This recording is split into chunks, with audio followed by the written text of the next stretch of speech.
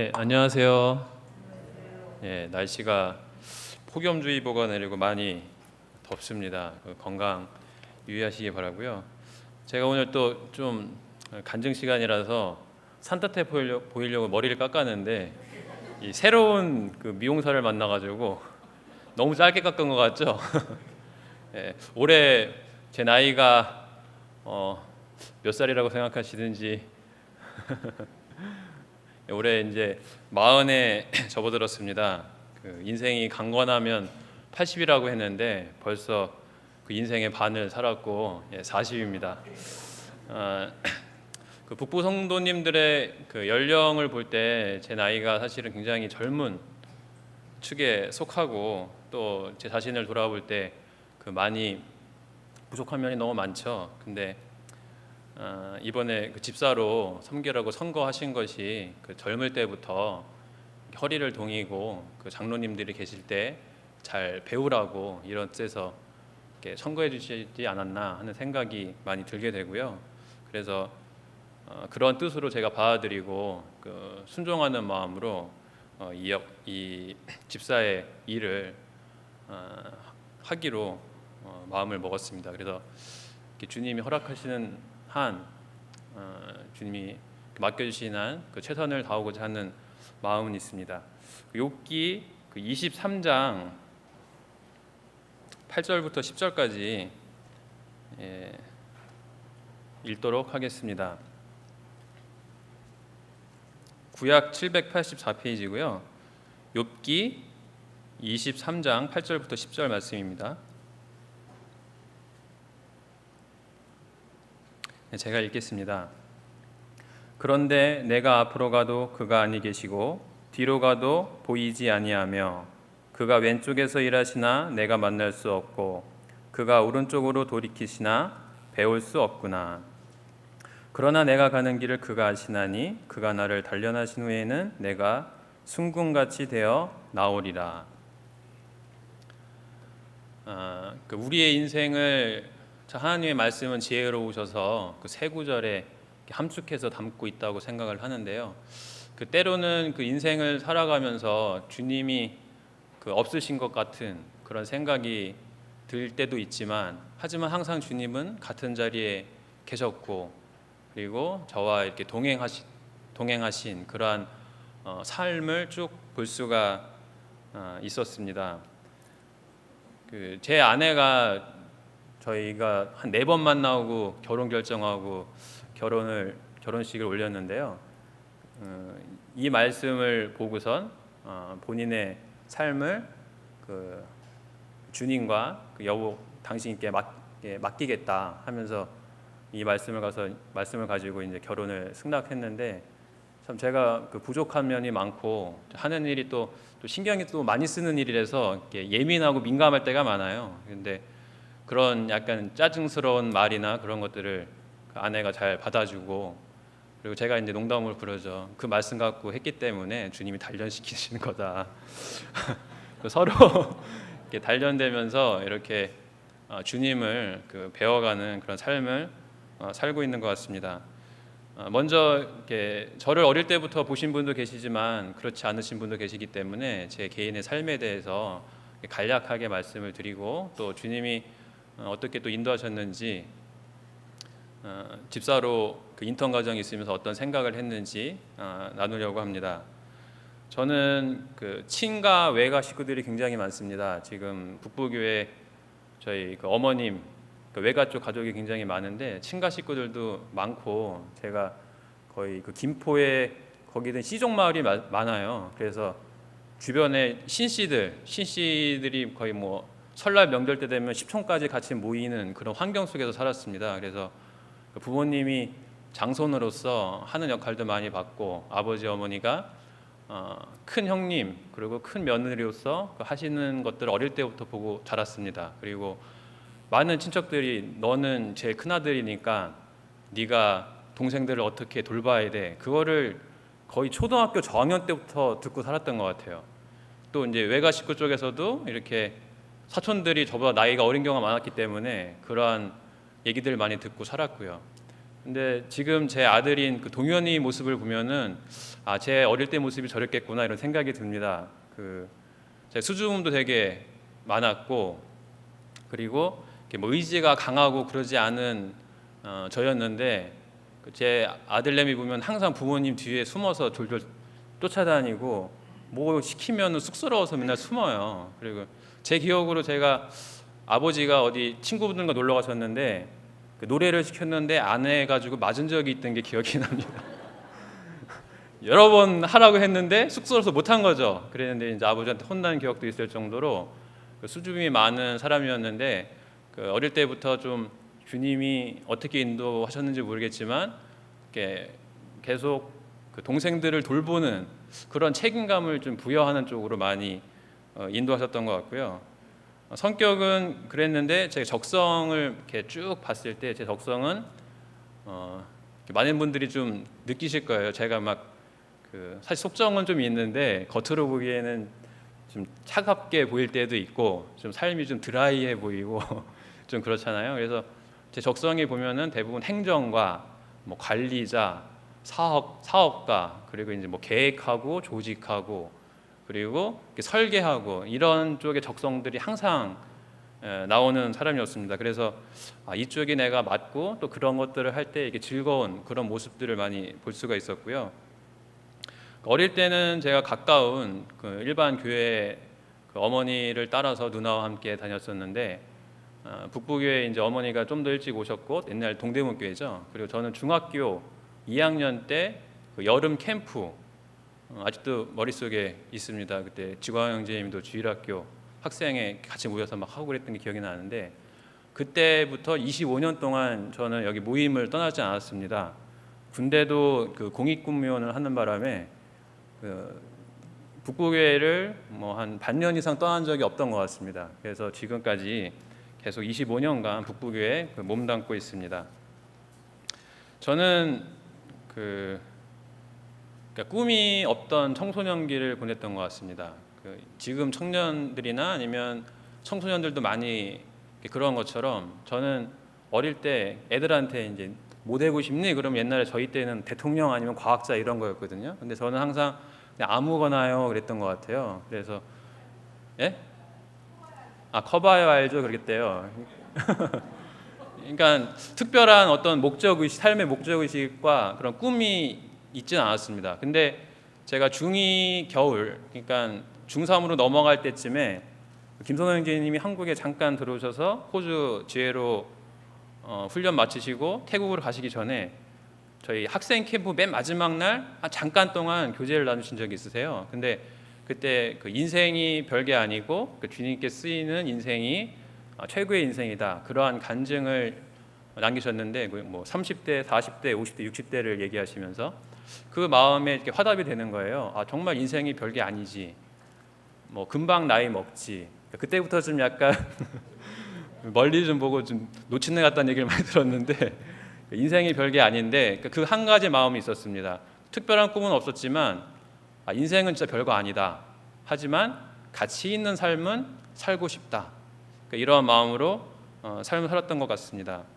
청년기에 이제 들어와서 제가 그 원하는 대학에는 합격하지 못했고, 청년들과 우리 모임 청년, 그 북부교회 청년들, 그리고 또 다른 CBF 활동을 통해서 다른 교회 청년들하고 많이 교제를 하면서 주님이 20대 초반부터 어떤 꿈을 조금씩 심어주신 것 같습니다.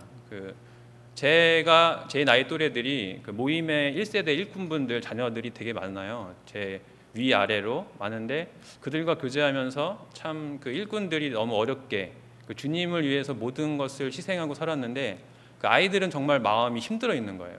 그런 것들을 많이 겪게 하면서 제 마음 가운데 그런 소원을 주님이 주셨습니다. 만약에 주님이 허락하시면 그 일꾼들을 후원하는, 그래서 진짜 주님을 위해 사는 사람들을 같이 동역하고 그 동행하는 일을 하고 싶다, 그런 마음을 조금씩 주셨고요. 그때부터 이제 제가 마음 가운데 있는 말씀이 그 잠언 30장 7절에서 9절 말씀입니다. 시간이 많지 않기 때문에 제가 쭉 읽도록 하겠습니다. 내가 두 가지를 주께 구하였사오니 내가 죽기 전에 내게 거절하지 마시옵소서. 곧 헛된 것과 거짓말을 내게서 멀리 하옵시며 나를 가난하게도 마옵시고 부하게도 마옵시고 오직 필요한 양식으로 나를 먹이시옵소서. 혹 내가 배불러서 하나님을 모른다 여호와가 누구냐 할까 하오며 혹 내가 가난하여 도둑질하고 내 하나님의 이름을 욕되게 할까 두려워함이니이다. 자, 인생에 있어서 이러한 고백이 나왔으면 좋겠다. 정말 부하든지 가난하든지 하나님을 멀리하지 아니하고 정말 배불러서 하나님을 모른다 하지 않고 혹시 너무 가난하고 힘들어서 도둑질해서 하나님의 이름을 욕되게 하는 그러한 인생은 살면 안 되겠다. 그 부하다는 것도 어떤 그 절대적인 기준이 있는 게 아니고 하나님을 그러니까 배불러서 하나님을 잊는 게 부한 거구나. 그러니까 주님께서 제 그릇을 계속 키워서 어떤 것들을 주님이 허락하실지라도 하나님께 무릎을 굽히고 그리고 하나님의 영광을 위해서 살고 하나님을 모른다고 안 하면은 그 사람은 부한 사람이 아니고 주님을 경외하는 사람이겠구나. 이러한 마음 가짐으로 이 말씀을 가지고 20대를 이렇게 쭉 살았다는 것 같습니다. 그리고 종종 제가 즐겨 읽는 성경이 그 신명기 8장인데요. 그 중에 8장 18절에 내 하나님 여호와를 기억하라. 그가 내게 재물 얻을 능력을 주셨음이라. 이같이 하심은 내 조상들에게 맹세하신 언약을 오늘과 같이 이루려 하심이니라. 신명기 8장은 가나안 땅에 들어가기에 앞서서 광야에서 하나님이 어떻게 그 사람들을 다루셨는지 그리고 혹시나 가나안 땅에 들어가서 여러 가지 그 넉넉할 때 하나님을 잊지 말고 기억하라고 정확하게 준비시키는 그런 말씀인데요. 제가 제 그 올챙이 시절을 잊지 않기 위해서 이 신명기 8장을 종종 읽습니다. 아까 말씀드린 대로 한 번뿐인 인생 어떤 가치 있는 주님의 나라를 위해서 살아야겠다는 마음과 또 일꾼들을 후원하겠다는 그런 마음을 가지고 살았는데 그것을 이뤄가는 과정 속에서는 여러 가지 어려움들이 많았습니다. 제가 전기전자공학과로 입학을 했는데 중간에 주님이 인도하신다고 해가지고 건축과로 전과를 했습니다. 전과를 한 다음에는 또 갔더니 또 이게 아니더라고요. 그래가지고 거기서 많은 고생들을 하고 지금은 투자하는 일을 하고 있습니다. 사실 아버지가 이번에 구원받으시고 이제 침례를 받으셨는데요. 그러니까 중간중간에 이제 아버지의 반대가 좀 심하셨죠. 특히 이제 지금부터 한 10년 전 제가 30일 때 제가 대학교를 10년 만에 졸업을 했거든요. 대학원이 아니고 대학교를 군대 다 포함해서 10년 만에 졸업을 했는데요. 2004년경에는 정말 이제 포기하고 싶은 마음이 드는 거예요. 뭐냐면은 제가 갈 길은 이쪽 투자하는 쪽의 일이라고 분별을 했는데 아버지의 반대가 너무 심하시고 그리고 이제 할 만큼 했다는 생각도 들고 여러 가지로 이제 굽힐까 어떻게 할까 막 고민하던 그런 찰나에 주님이 이제 마태복음 말씀을 통해서 그 주님께 구한 사람들은 항상 믿음으로 나아가서 구했더라고요. 그래서 약간 담대한 마음을 주셔서 그리고 그 당시 제가 20대 초반부터 주님 앞에 구했던 것들이 있고 주님이 인도하신 바가 있었기 때문에 그 당시에 청년들이 2000년 초반에 한 7명, 8명밖에 못 모이다가 그래도 2004년도에 30명 정도까지 모이게 했는데 형제들이 그때 굉장히 없었습니다. 자매님들은 굉장히 많았는데 형제들이 한 3명, 4명. 어떤 자매님이 계란 한 판, 형제님들 계란 한 판 보내주세요 이래가지고 한 3, 4년도에는 형제 자매 숫자가 비슷한 지금도 좀 비슷하거든요. 그런 기도까지 주님이 들어주셨는데 제가 만약 직장 생활을 하게 되면은 시간이 너무 없을 것 같은 거예요. 뻔하잖아요 우리나라 사회가. 그러면은 주님이 모아주신 이런 주님의 성도들을 돌볼 사람이, 물론 다른 사람을 세우셔서 돌볼 수 있겠지만 제 그 상황 속에서, 제 분별 속에서 내가 이것을 놔두고 다른 직장을 택한다면 주님 앞에서 어떤 모습일까, 이런 고민도 많이 하고, 그러다가 아버지가 그 믿음으로 나아갔더니 아버지가 또 흔쾌히 승낙을 해주셨습니다. 참 주님이 아버지의 마음을 움직이셔가지고, 그래서 거의 포기하고 싶을 때 이렇게 건지시고 저를 세우는 주님도 많이 겪었고요. 중간에 이제 몇 번 거의 망할 뻔 하기도 하고, 그러한 그 여러 가지 스토리 속에 지금에 이르고 있고요. 그런 자세한 내용은 GNTV에 녹화된 게 있습니다. 그래서 그거를 들으시면은 더 자세한 주님이 어떻게 도우시고, 참 쓰러질만 할 때마다 이렇게 세우시고, 제가 좀 약해서 그런지 이렇게 막 너무 헤매게는 안 하시더라고요. 금세금세 주님이 이렇게 건지셔서 저를 인도하신 것을 볼 수가 있었습니다. 저의 삶은 지금까지 그런 식으로 살아오고 있습니다. 그 집사로 청거를 받고 제가 그 인턴 집사로 있을 때 사실 약간 높을 수도 있지, 아까 뭐 이렇게 교만한 마음일 수도 있다고 막 계속 얘기하셨는데, 청년 때는 그런 생각 많이 했었어요. 주님이 뭐 부르시면은 교회 어떤 일꾼으로서 교회를 섬기고 싶다, 이런 마음도 있었는데, 그 결혼을 하고 나서 생활을 해보고 하니까 제 자신이 더 드러나게 되더라고요. 그전 가족들끼리 있을 때는 다 사랑으로 받아주고, 또 성도들한테 제 개인의 모습을 다 보이는 게 아니잖아요. 근데 결혼하고 나서 보니까 제 연약한 모습도 굉장히 많이 볼 수 있었고, 그래서 부족한 면을 너무 많이 보여주셔서 그 집사로 선거됐을 때 좀 부끄러운 점이 많았고, 그리고 속으로는 그런 생각을 했어요. 제가 집에서 아까 뭐 화내는 거 얘기하셨는데, 저도 보기와 다르게 집에서는 또 이렇게 짜증도 많이 내고 애들한테 화도 많이 내고 그러는데요.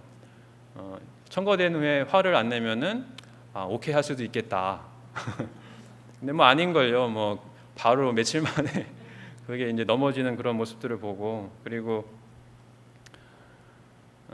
개인에 대해서 많이 돌아볼 수 있는 시간이었고요. 그리고 같이 이제 장로 형제님들, 집사 형제님들과 지내면서 이렇게 멀리서 볼 때보다 그 회의 같이 들어가고 같이 이제 일을 하면서 보니까 너무들 훌륭하신 거예요.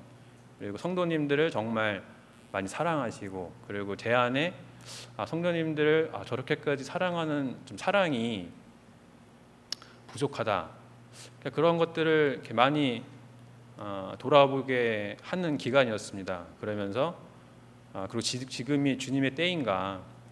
제가 이제 갓 40이 됐고 아이들도 어리고, 이제 가정 생활을 좀 더 오래 해서 그 아이들도 더 키워봐야 성도님들의 마음도 더 잘 알고 어려움도 더 잘 알고 그럴 텐데, 아직 이런 그 성도님들 이해하고 공감해주고 하는데 부족함이 많지 않나, 이런 생각도 많이 하게 돼서 주님의 때인가, 이런 생각들을 많이 했었는데요.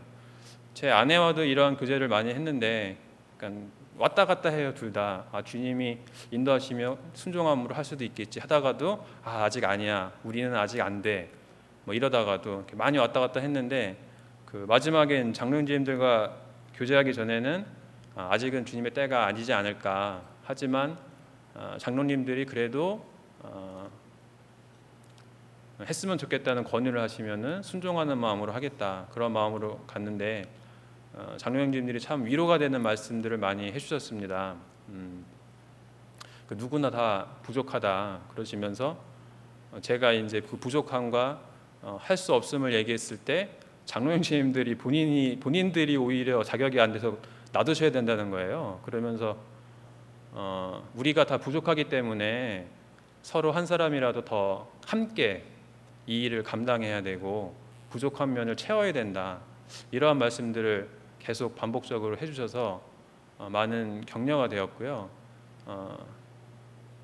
그래서 순종하는 마음으로 이 일을 감당하고자 합니다. 그래서 참 주님을 생각하면 저희들이 너무 부족하고 그 성도님들의 그 마음을 흡족하게 하지 못할 때가 많이 있겠지만 좀 저희 연약한 저희들을 위해서 많이 기도해 주시고 또한 격려해 주셨으면 좋겠다는 생각이 있고요. 좀 안성중 제님과 제 마음이 통했는지 저도 디모데후서 2장 20절, 21절 말씀을 자주 이렇게 보는 말씀인데요. 아까 읽으셨죠? 큰 집에는 금그릇과 은그릇뿐 아니라 나무 그릇과 질그릇도 있어 귀하게 쓰는 것도 있고 천하게 쓰는 것도 있나니 그러므로 누구든지 이런 것에서 자기를 깨끗하게 하면 귀히 쓰는 그릇이 되어 거룩하고 주인의 쓰심에 합당하며 모든 선한 일에 준비함이 되리라. 저는 이 말씀을 볼 때 큰 집은 교회라고 생각을 했습니다. 교회 안에는 진짜 금그릇 같은 사람도 있고 은그릇 같은 사람, 그리고 질그릇, 나무 그릇, 다양한 그릇이 있는데 그 그릇마다 역할이 있다는 것이죠. 어떨 때는 질그릇을 금그릇이 대신할 수 없고 또 금그릇이 하는 일을 질그릇이 또 대신할 수 없는 그런 일들이 많다는 것이고, 하지만 그릇이 쓰이기 위해서는 깨끗해야 된다. 더러우면은 아무 쓸모가 없다는 거죠. 저는 이 말씀을 볼 때 참 교회에는 다양한 은사가 있고 깨끗하게 준비가 되면은 그 주인의 쓰임에 합당하게 쓰일 것들이 너무 많구나 이런 생각을 하게 됐고요. 그렇게 되면은 서로 경쟁할 필요도 없고 상대방이 금그릇으로 쓰인다고 해서 질투할 것도 없고 서로 각자의 쓰임에 맞게 주님한테 깨끗함으로 쓰임을 받기 위해서 준비된 자가 되면 되겠다. 저도 다양한 위치에서 교회를 이렇게 섬기려고 할 때 주님 앞에서 진짜 선한 양심을 가지고 깨끗한 마음을 가지고 주님이 쓰시기에 합당한 준비된 그런 자로서 제가 할 수 있는 것에 최선을 다하면 되겠구나. 모든 걸 할 필요가 없고 주님께서 허락하신 부분에 대해서 최선을 다하면 되겠구나, 충성을 다하면 되겠구나, 그러한 생각을 하게 되었습니다. 그래서 최근에 이 말씀을 많이 생각하면서 주님이 많이 떠올랐습니다. 주님은 그런 생각이 드는 거예요. 부활 후에 잠깐만 사람들한테 보이는 것이 아니고 전국 방방곡곡을 돌아다니면서 부활하신 주님을 증거하시면 더 많은 사람들이 제자가 되지 않았을까? 근데 주님은 미리 성령님이 오실 것을 얘기하셨고 성령님의 사역에 대해서 말씀하신 것을 보게 됩니다.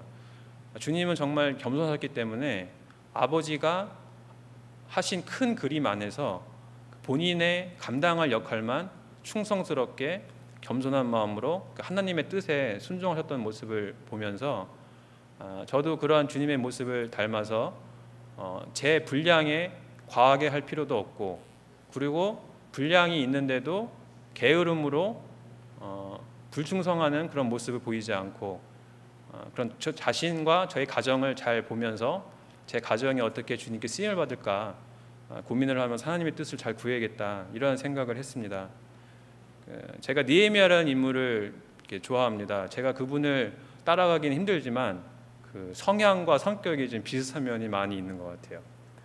그래서 예전에 어떤 형제님이 저보고 형제는 그 느헤미야 프로젝트를 잘 해봐, 나는 에스라 프로젝트를 할게, 그러면서 그런 일꾼의 협력 관계 그런 것들을 이렇게 얘기를 했던 게 기억이 나는데요. 그 느헤미야서 8장을 보면은 그 느헤미야가 그 백성들을 독려하고 여러 가지 것들을 많이 준비해서 성벽 재건을 금방 하거든요. 근데 8장에 그 율법을 백성들을 모으고 율법을 읽는 장면에서는 자기가 나서지 않고 그 에스라를 세우는 장면이 나옵니다. 저는 그걸 몇 년 전에 다시 느헤미야서를 보면서 이렇게 마음이 많이 와닿았어요. 정말 자기가 할 수 있는 것들에 최선을 다하고 그리고 다른 일들은 그 은사에 맞는 사람을 넘기는 이런 모습이 너무 아름다운 그런 것들을 보게 됐습니다. 그래서 제 역할 그리고 제 나이에 맞는 그런 포지션을 잘 찾아가면서 때로는 후배들한테 제가 있던 것들을 넘겨주고 때로는 선배들한테 받고 그리고 은사에 있어서도 그런 것들을 구분할 줄 알면서 주님을 섬겼으면 하는 마음이 있습니다.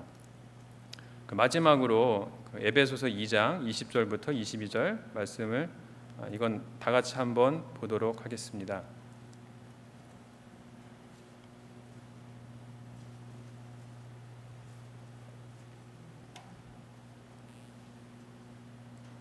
에베소서 2장 20절부터 22절 말씀입니다.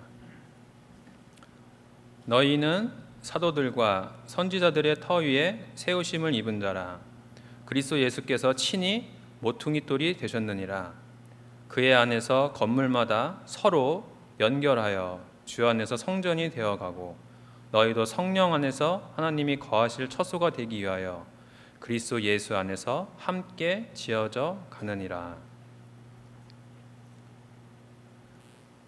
주님께서 먼저 본의 모습을 보이셨고 주님의 피로 사신 아름다운 교회가 이 땅 가운데 있기 때문에 참 주님이 오실 그날까지 참 건물마다 서로 연결해져 가고 하나님이 거하실 처소가 되기 위하여 함께 지어져 간다. 이 말씀을 생각하면서 참 교회가 완벽한 교회가 없고 참 여러 가지 모습으로 볼 때 부족한 면이 많지만 주님은 참으로 교회를 이러한 모습을 가지고 계속 만들어 가시는구나. 그리고 이 일에 동참하고 그리고 이 하나님의 거하실 처소가 되는 재료가 되어져가는 우리 각자의 모습을 보면은 정말 주님 오셨을 때 얼마나 아름다울까. 그러한 모습을 보면서 성도님들이 주님이 오실 그날까지 또한 저와 저희 가정이 주님 오실 그날까지 함께 지어져 갔으면 하는 마음이 있습니다. 이상입니다.